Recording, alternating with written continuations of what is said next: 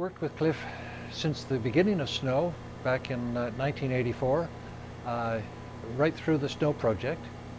I have very fond memories of not only his work in getting SNOW started in Canada, but also working with him all the time. He was just a very talented and very enthusiastic scientist.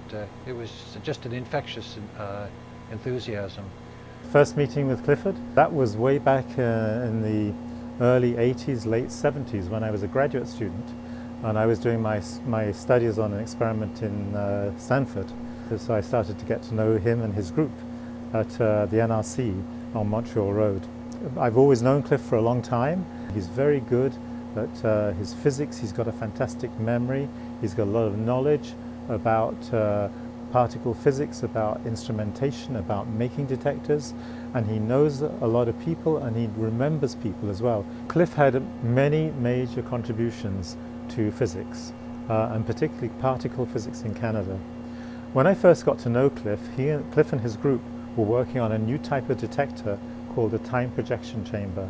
Now there had been one of these made at Berkeley, I think, but the one that was built under Cliff's domain in the NRC was the first one that was used in an actual experiment, and this was an experiment that was done in the Triumph, which is Canada's particle physics laboratory. One of the things which Cliff gave me for safekeeping was the letter from AECL to him committing the heavy water, and this was really the starting point for SNOW. This was the thing which made the whole experiment possible. But he made many technical contributions as well, particularly in the areas of electronics, and the confirmation of the design of the phototube system was a very important ingredient in this.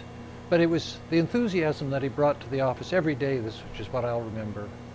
The SNOW experiment, and that again is something that Cliff set in motion. It was through his own personal contacts, which I was referring to earlier, and it was because of those that Cliff got SNOW running in Canada. We needed a couple of things. We needed a deep mine, which we had, and we needed heavy water, which Canada also had, and those together were very important parts of this.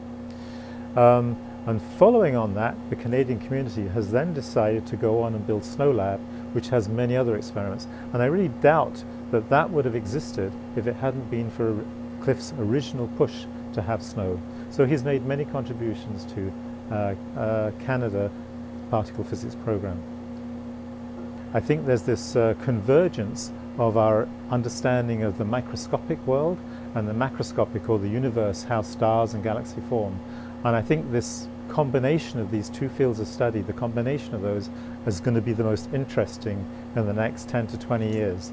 And I think that's where you're going to see this work evolve. There is an interest, even in non-scientists, about how the world makes up. And our fundamental inquiry does fuel that interest. In the medium term, there has been a lot of advances in medical physics, or medical imaging, medical processes that are driven by our understanding of particle physics. And I would expect in the medium term that is going to continue, and those advances are going to come and be available to people in terms of physics, medical physics, and the applications of all this kind of equipment that you see around you. He's really a people person, which is quite unusual in the physics community, so he's got a lot of connections with people. And it's always someone you can go and chat with, so a friend who you could talk to about things to do with physics and other things as well. So I've known him a long time, and he was a great person to know.